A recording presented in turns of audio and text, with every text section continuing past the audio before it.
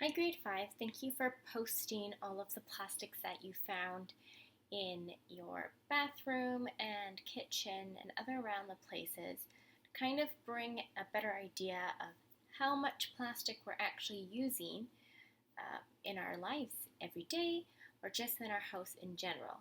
So, I'm going to go over a few findings that have been mentioned, but also try to bring to light some plastics that perhaps are not seen in your household just because of the way your family lives or the stage in life they are at. And so here are some plastics to look out for. In a grocery store, let's just take a moment to look at the plastics we find around meat. The convenience of buying a pre-cooked chicken for dinner for your family has two parts of plastic to it.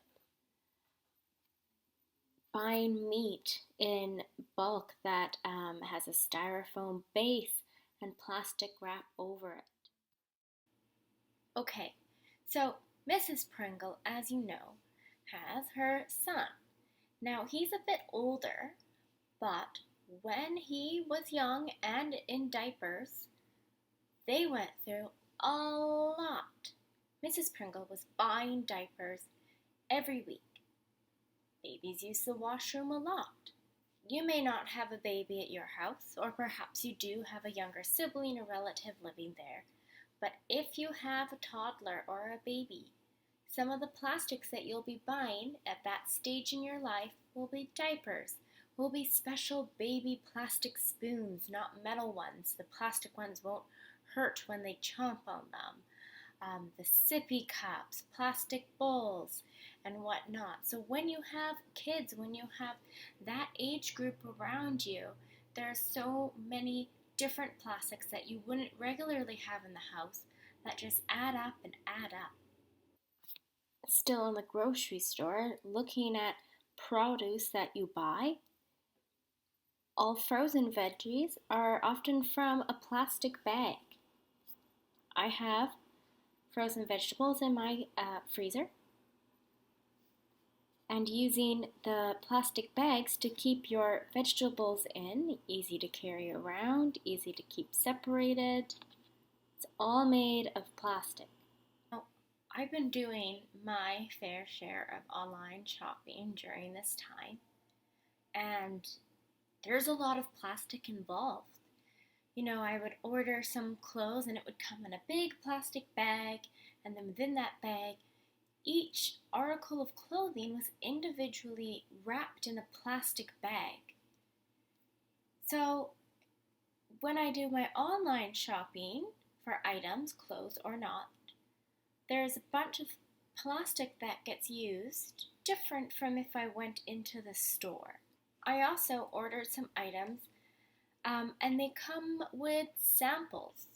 Now the sample sizes are very, very small and just are meant to be 1 or 2 times use, and they all come in little plastic pouches. They're just different skin products, face cream. All of these things came, and each one of them are just made of plastic with a cream inside of them. Now think about when I use this face moisturizer, I'm not going to be able to perfectly clean out whatever is inside of it. So this is contaminated plastic now. When you're looking at grains that you may purchase from a grocery store, bread and tortillas, they all come in a plastic type of bag.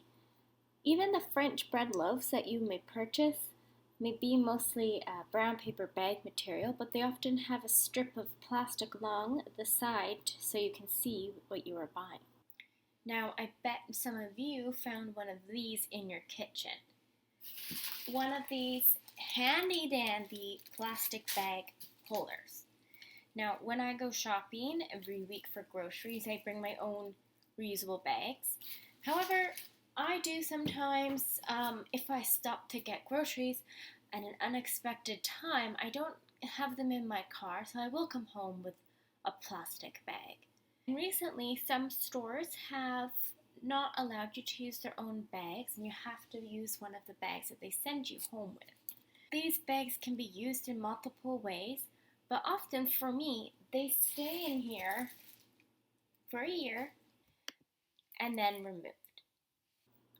Think about the snacks that you buy.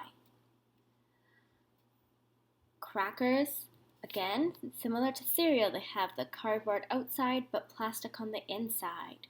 Cookies, whether they're from the bakery or the aisle, they often have plastic wrapping and also the plastic container which the cookies sit in. Convenient to go snacks. My guilty thing is probably hummus. I buy individual packs of hummus. Every day I have vegetables with hummus, and when I was going to school for convenience, I would buy the packages of individual hummus. So each hummus has the plastic lid and the plastic bottom. Looking at some household goods, Ziploc bags, saran wrap that you may use. Every time you refill your soap, your laundry, using some cooking oil or a spray, the containers of which they are sold in are made of plastic. Now, I was given these flowers for my birthday the other week, and they came wrapped in plastic. Now, I wonder how long that plastic was used for. I have them in a vase, and I actually don't have a vase, so they're just in a glass mason jar. But they got brought to my house, and then I took them out because they needed to be put in water. So flowers, often being purchased, have that thin layer of plastic that goes around on the plastic sheet. It was used not for very long, and it went in the garbage. The bathroom is a huge place where plastic is found in everything. Toothbrushes, if you use some sort of mouthwash, toothpaste itself, any hair products. Now, Mrs. Pringle has a lot of girls, and herself, who all have long, long hair. Her girls have very thick, lots of hair too. So they all have their own hair products that they like to use. So she has a cupboard in their bathrooms full of different hair products, kind of like this bedhead, whatever the spray is. And those are all made of plastic, and many of them may not ever be fully used. It just multiplies. Razors, soap. Even if you are refilling your soap, you are still using this container of plastic, as well as the wrong type of soap here, but this container is plastic as well. Go back and take a look at all of the places we've asked you to look at to see what plastics you can find. So I hope that you were introduced to a few different plastic items that may have not been present in your place. So think about this as you get introduced to the next part of this assignment.